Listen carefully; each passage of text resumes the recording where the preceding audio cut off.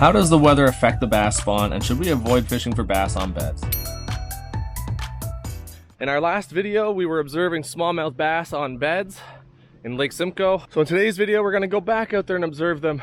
Since the last video, it's been about a week, and I know the fish, since the last video, they did abandon the beds. Basically the next day after the last video, it was a beauty hot sunny day. The very next day, we had some crazy weather roll through. We've had some big storms come across the lake. We've had some big winds roll through as well.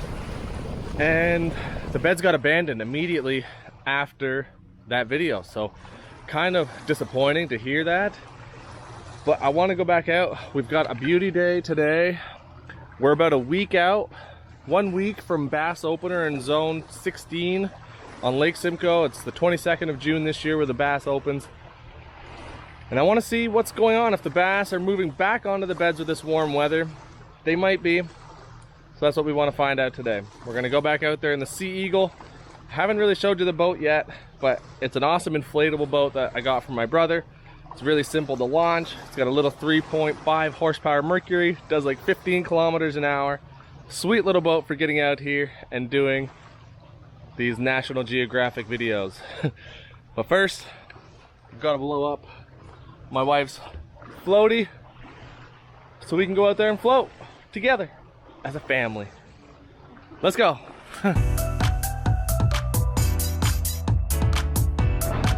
Perfect.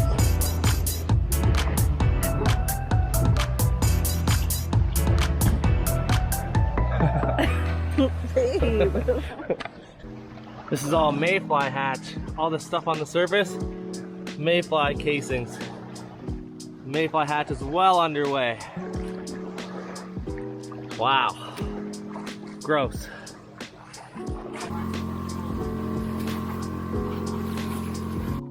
Oh, we've got a big one right on the boat. Let's get underwater and have a closer look.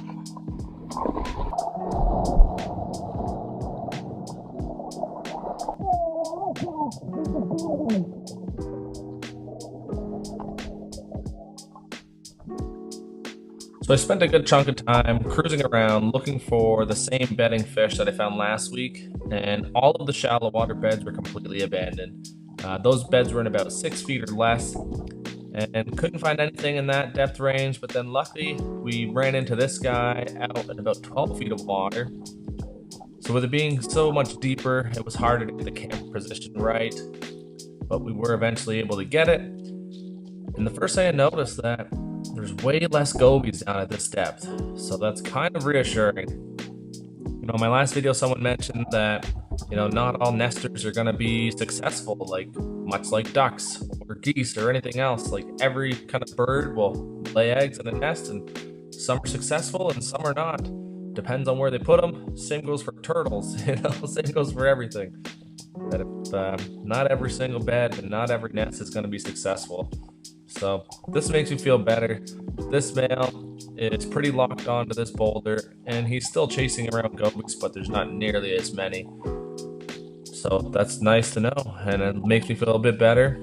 It'd be cool to see some fry down there, but we couldn't find any fish with fry hatched yet, so we'll keep looking. So of course I said I couldn't find any fish in that shallow water range, but I did run into this guy. It was the only one I found in under 10 feet of water. And you can see right off the bat, there's way more gobies in this depth range. So this is just another example that maybe the shallow water spawners are gonna have a harder time than the deeper water spawners. And that may be why a lot more fish are spawning deeper. So this guy's really locked on to the nest. He's not wasting a lot of energy chasing the gobies away. He's just holding it down, hovering over his eggs, and just keeping the gobies away by, you know, holding his ground. So this guy's gonna have a hard time, but hopefully he's successful, and we'll revisit it in the following weeks to see if there's any fry here soon. And this is what I'm talking about when I mention fry. This is the offspring of the bass. Hundreds, if not thousands, of little baby bass that daddy can protect. But let's get back to the question of how does the weather actually affect the spawn? It's the one variable out of our control that seems to have the most influence of how successful these fish actually are spawning. This footage is from my friend John White. On May 18th, this was an active male guarding his nest, and on May 20th, the water dropped to 56 degrees after a heavy wind came through and the water temps dropped and the fish quit guarding the bed. And this fish is a good example of how the wind alone can affect the bed. A heavy wind completely wiped out this bed, covered it with sand and silt. And there's already a long list of natural predators that are going after the bass's eggs, so it raises the question, should we really be fishing for bass during the spawn?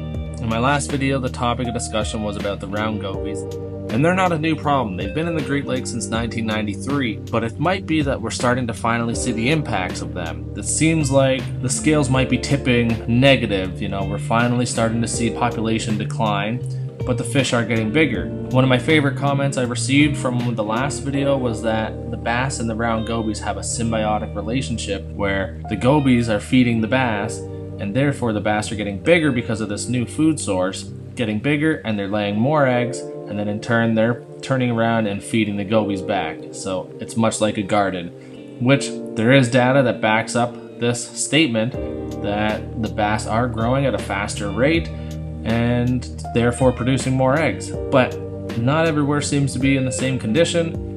For example, Lake Simcoe definitely seems to be on the decline for populations of fish. The size will always be there because it has an abundant food web, but the populations definitely seem to be declining. And is that because of the introduction of the round gobies? Is it because of bed fishing? Is it because of tournaments that are on the lake? Is it because of fall fishing late in the season? Or is it just because of the crazy weather we've been having year after year? Who really knows? What I do know is we need to do our part to try to conserve the fishery and protect it to make sure it lives strong for our future generations. I hope you enjoyed this video. Please subscribe, and we'll see you in the next one.